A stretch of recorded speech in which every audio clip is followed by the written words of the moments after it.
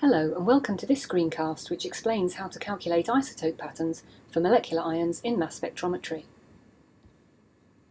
When interpreting mass spectra, inspection of the region around the molecular ion can give useful information about which elements are contained within the molecule.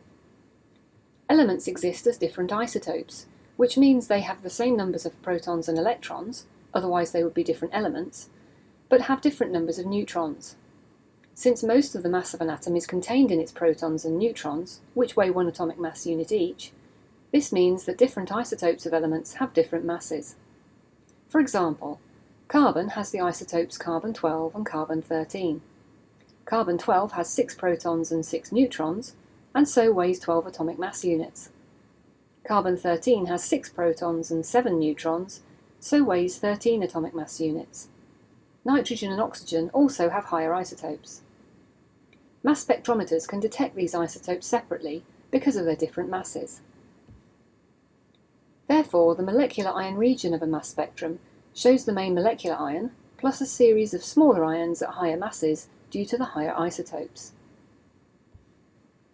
If we can predict what the isotope pattern for the molecular ion of a particular compound will look like in the mass spectrum, it can help with interpretation. This method, the grid method, should work with any combination of elements. The grid method works as follows. Step 1. Draw a grid and write down the isotopic distribution of each element across the top and down the side. It's really important that you add a 0 where there is no isotope of that element. Step 2. Multiply the grid out. Step 3.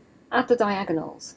This is why it's important to add zeros in the correct places, otherwise addition of the diagonals will be wrong. The totals of the diagonals tell you the relative heights of the ions in the isotope pattern. Let's look at an example. What does the isotope pattern for Cl2 look like? Chlorine has 2 isotopes, chlorine-35 and chlorine-37. The relative abundances of the 2 isotopes are 100 to 32. Firstly, draw the grid and put the isotopic abundances for the 2 elements to be combined, in this case 2 atoms of chlorine. Next, multiply all the rows and columns. Finally, add the diagonals and write the numbers as a sequence. You can simplify the ratios by dividing through by the lowest non-zero number. This sequence gives us the relative heights of the ions in the isotope pattern of Cl2, in this case 9 to 0 to 6 to 0 to 1.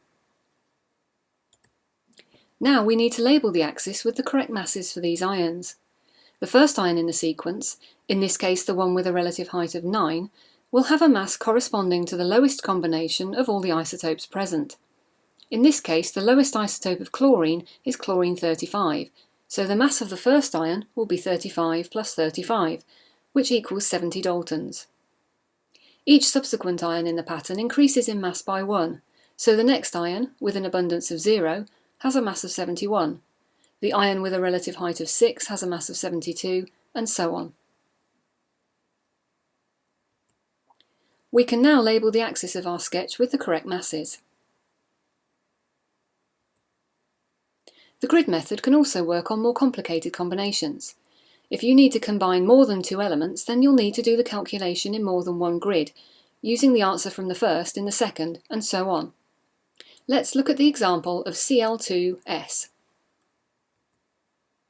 We follow exactly the same steps as in the previous calculation, using the answer from the Cl2 grid across the top and combining it with sulfur down the side.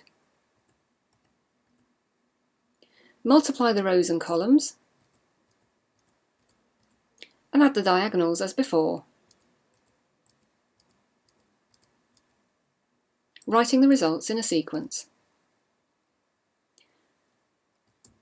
We now need to label the masses as before. In this case, the lowest combination of isotopes is chlorine-35 plus chlorine-35 plus sulfur-32, which adds up to 102 daltons. Again, each subsequent ion increases in mass by 1. The masses where there is no isotope have been left out for clarity. Have a go at this exercise for more practice. The isotopic abundances are given at the bottom. The answers to this exercise are on the next slides, so you might want to pause the screencast while you have a go.